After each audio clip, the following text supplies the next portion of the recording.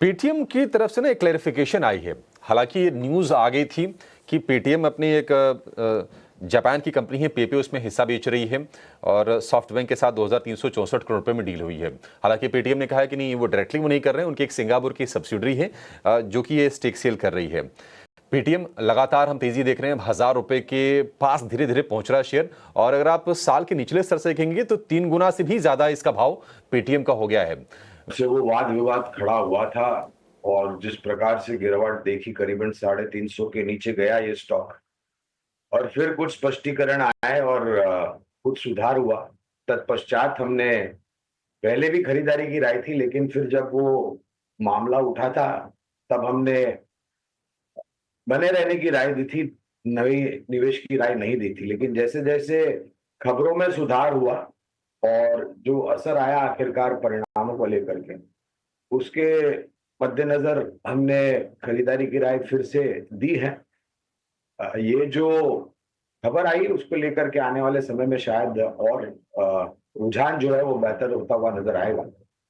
अगर आपका निवेश है तो बने रहे पेटीएम में, और मुझे लग रहा है कि एक बहुत बड़ा परिवर्तन भी अगर आप देखें तो इस कंपनी जैसे प्लेटफॉर्म पर कामकाज करती है वहां से आपको होता हुआ नजर आएगा। नई खरीद करनी है तो मेरे ख्याल से आप पूर्ण ताकत लगा करके खरीदारी मत कीजिए, शुरुआत कीजिए और गिरावट पर जोर दे जाए। नई खरीदारी तभी करनी है जब थोड़ी सी गिरावट हो लेकिन 976 रुपये ऑलरेडी इसका भाव हो गया है, काफी तेज रफ्तार से शेयर गया है। पेटीएम बाय ऑन डिप्स, ये राय है गौरांग से। उस पे ही चर्चा करते हैं। और गौरांग जी, देखिए टायर काउंटर्स की तो बात हमने की ही, पर एक बार ओईएम्स पर भी अपना नजरिया दीजिए, क्योंकि देखिए हाल फिलहाल जो स्लो डाउन की चिंताएं थी उसके बाद हमने देखा कई सारे काउंटर्स में भारी बिकवाली हुई है। मार्केट के करेक्शन के साथ आप देखिए टाटा मोटर्स, ये स्टॉक लगभग 30% लुढ़कता हुआ नजर आया है अपने ऑल टाइम हाई से। हीरो मोटोकॉर्प की बात करें तो गौरांग जी यहाँ पर लगभग 25% का करेक्शन। इवन बजाज ऑटो जैसे काउंटर्स में भी 27-28% की गिरावट है इनके ऑल टाइम हाई लेवल से, जो कि इसी साल में देखने को मिले हैं। पर गौरांग जी, इतने करेक्शन के बाद क्या नजरिया है आपका कि कौन सा सेगमेंट अब अच्छा प्रदर्शन करता हुआ दिख सकता है और कहां पर वैल्यू बाइंग की अपॉर्चुनिटी ढूंढे? धन्यवाद सृष्टि आपको, और आपको भी प्रणाम और शुभ प्रभात हमारी तरफ से। तो देखिए, जब आप ऑटो सेक्टर की बात करते हैं तो हमारी विचारधारा ये है कि आपको ऑटो एंसिलरी, ओईएम, टायर और बैटरी मैन्युफैक्चरिंग कंपनी, ये सभी का एक समीकरण आपको करना चाहिए, क्योंकि ये जो भी क्षेत्र है ये एक दूसरे के ऊपर पूर्ण तरीके से निर्भर है। अगर ऑटो सेक्टर अच्छा करता है तो ओईएम, बैटरी, टायर मैन्युफैक्चरिंग या एंसिलरी मैन्युफैक्चरिंग कंपनीज भी अच्छा करेगी। जिस प्रकार से न्यू ऑर्डर मार्केट से और खास करके रिपीट ऑर्डर मार्केट से होते हैं उसको लेकर के, आपका प्रश्न टाटा मोटर और हीरो मोटोकॉर्प पे था। मेरे ख्याल से आपने बताया करीबन 25-30% की गिरावट हुई। तो ये गिरावट जो है सृष्टि, ये उन लोगों को ज्यादा तकलीफ देती है जो कारोबारी है, जो छोटी या मध्यम अवधि के लिए कारोबार करते हैं। अगर आप निवेशक है तो मुझे नहीं लग रहा है कि इस प्रकार की गिरावट से ज्यादा ज्यादा चिंतित होना चाहिए, और या फिर किसी प्रकार का ऐसा निर्णय लेना चाहिए जहां पर आपकी जो समझदारी वाला निवेश है लंबी अवधि के लिए, वहां बिकवाली का परिवर्तन करें। टाटा मोटर्स पर खरीदारी की राय है, और एंसिलरीज जो आपने बात करी, ओईएम सेगमेंट की जो बात करी आपने, वहां पर उनो मिंडा, सीआई ऑटोमोटिव और बॉश, इन सब कंपनियों पर खरीदारी की राय है। अपोलो टायर्स और जेके टायर्स टायर मैन्युफैक्चरिंग कंपनीज में से। और बैटरी में जो दो बड़े नाम है, हमारा राजा मोबिलिटी और एक्साइड इंडस्ट्रीज, यहाँ पर भी हमारी खरीदारी की राय है। आप सिर्फ गूगल भी करेंगे या फिर किसी से सुनेंगे, बातचीत भी करेंगे, तो ज़्यादातर लोग एक दूसरे के बारे में ये चर्चा कर रहे हैं कि इस बैंक को कोई ना कोई बड़ा बैंक आके ख़रीद सकता है।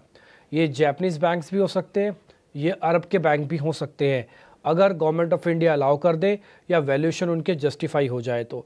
ये अब आप धीरे धीरे आपके कानों में ये बात आने लगेगी। हो सकता है पहले से आपके कान थोड़े ज़्यादा तेज़ है तो आपके पास पहले आ रहे हो, हमारे कानों में भी धीरे धीरे बात अभी आ रही है। सर, ये कितना जस्टिफाइड है और इसको 21-22 रुपये में लेना कितना ठीक है? मैं ये समझ सकता हूँ कि शायद आप बोलेंगे कि आपके पास देश की 50 बड़ी कंपनी पैसा लगाने के लिए कम है क्या, आपको येस बैंक ढूंढना पड़ा, लेकिन फिर भी कई बार वैल्यू हंटिंग नाम की भी कोई चीज़ होती है, मिल जाती है अच्छी चीज़।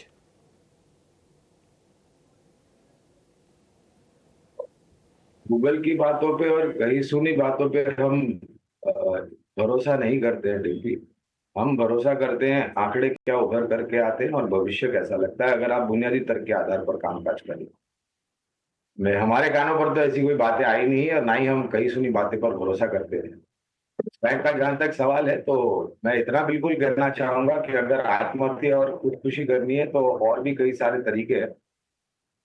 शेयर बाजार में आकर के आपको पैसा गवा करके खुदकुशी आत्महत्या करने की जरूरत नहीं है। और आपने जो बात बताई उससे मैं सहमत हूँ कि और भी सही सारे बैंक्स हैं।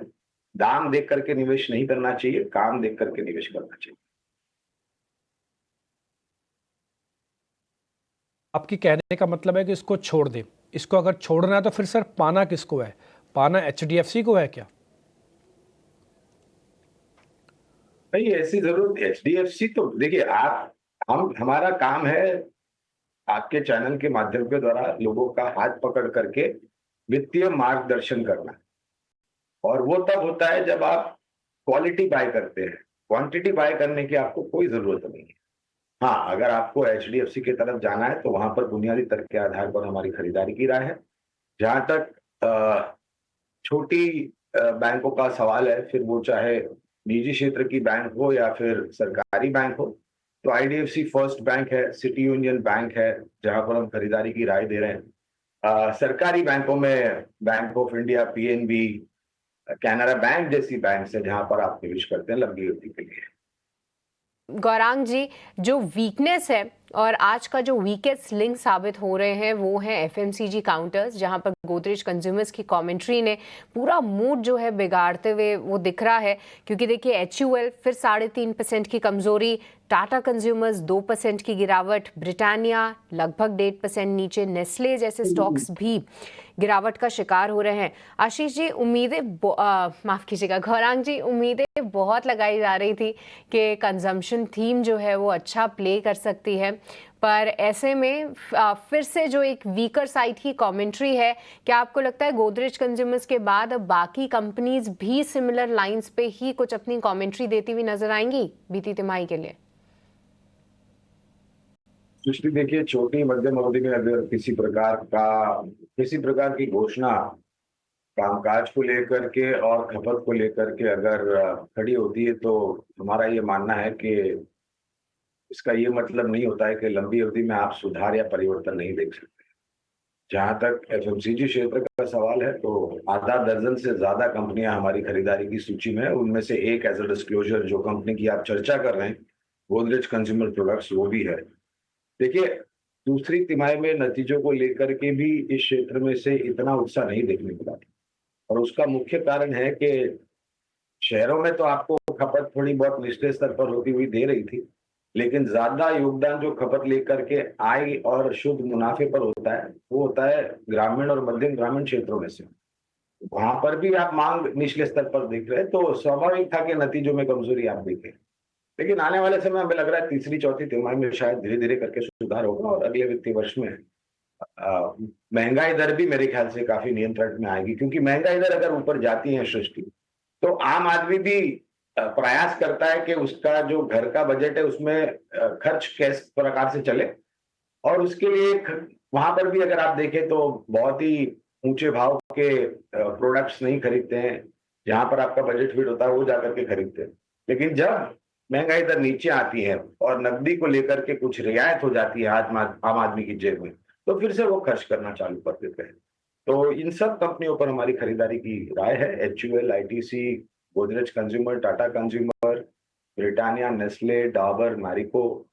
और हमें लग रहा है कि भारत, और अक्सर हमने ये कहा है हमारी चैनल 18 हाउस स्वदेश पर के भारत एक खपत से चलने वाला देश था, है और रहेगा। सर है हमारे साथ। और Gaurang sir, thanks for staying for a few more minutes. Sir, थोड़ी देर पहले बैंक्स फाइनेंशियल्स पर आपका नजरिया जाना और साथ ही एफएमसीजी कंजम्पशन पर भी आपका आउटलुक था। सिविल कंस्ट्रक्शन पर एक राय आपसे चाहिए थी। और स्टॉक्स लाइक केसी इंटरनेशनल अगर देखें, एज ऑफ 30 सितंबर अगर देखेंगे, हाईएस्ट एवर ऑर्डर बुक देखने को मिली है और करीब 42,500 करोड़ तक के ऑर्डर्स, और इनकी आगे पाइपलाइन भी काफ़ी ज़बरदस्त नज़र आती है। पिछली तिमाही के नतीजों की अगर बात करें, अच्छा खासा एक्शन है। आज के सत्र में ये स्टॉक मूव नहीं कर रहा है टुवर्ड्स अपसाइड, लेकिन काफ़ी अच्छी मजबूती का ट्रेंड पिछले 6 महीने में दिखा चुका है। इस पूरे स्पेस को, क्योंकि डिफेंस, बैंक्स, फाइनेंशियल्स पर लगातार आपका नजरिया हम जानते हैं, सिविल कंस्ट्रक्शन पर भी एक राय जानना चाहेंगे आपसे। मानसी, देखिए, सिर्फ 6 महीने नहीं, केसी इंटरनेशनल अगर आप पिछले साल 1.5 साल के ऊपर नजरिया डालें तो एक बहुत बड़ा आउट परफॉर्मर मझौली शेयर्स की श्रेणी में आता है केसी इंटरनेशनल। इस कंपनी की जो जो कारोबार है इस कंपनी के पास, ये 4 मुख्य स्तंभों के तरफ से आता है, जो कि भिन्न विभिन्न ऑर्डर बुक के तहत अपने अनुभव के साथ जमीनी स्तर पर ये ऑर्डर बुक एग्जीक्यूट करते हैं। करीबन 400, 350, 400 से निरंतर हमारी खरीदारी की राय रही है और पिछले साल, 1.5 साल में मेरे ख्याल से ये 100% से ज्यादा रिटर्न दे चुका है। अच्छी बात यह है कि किसी एक कारोबार के ऊपर निर्भर नहीं है, 3-4 कारोबार है जिससे योगदान आता है। और हमें ऐसा भी लग रहा है कि ये जो इंफ्रास्ट्रक्चर या फिर कैपिटल गुड्स इंजीनियरिंग से जुड़ी हुई कंपनियां हैं, अगर विस्तार योजना आगे बढ़ेगी तो स्वाभाविक है इन सब कंपनियों की ऑर्डर बुक भी बहुत अच्छी तरीके से आगे बढ़ेगी। खरीदारी की राय केसी इंटरनेशनल पर भी है और उसी लिहाज से अगर आप निर्माण कार्य क्षेत्र की बात करें, यानी कि इंफ्रास्ट्रक्चर, तो वहां पर NCC limited, Hg infra and engineering, PNC infra, KNR constructions जैसी कंपनियां हैं, इंक्लूडिंग एलएनटी। एलएनटी तो पीछे 8 दशक यानी कि 80 सालों से हमारे देश में स्थापित कंपनी है और उसके पास भी हाइड्रोकार्बन से लेकर के टर्न की project, complex engineering, infrastructure, defence, बहुत सारे अलग अलग कारोबार हैं। तो ये सब कंपनियां हमें अच्छी लग रही है। और अगर भारत की विकास दर को आपको आगे बढ़ाना है मानसी, तो अनिवार्य है कि आपके पास जो मौजूदा ढांचे हैं उसका आप आधुनिकीकरण करें, मॉडर्नाइजेशन करें और उसी लिहाज से नए मॉडर्नाइज्ड इंफ्रास्ट्रक्चर क्रिएट करें।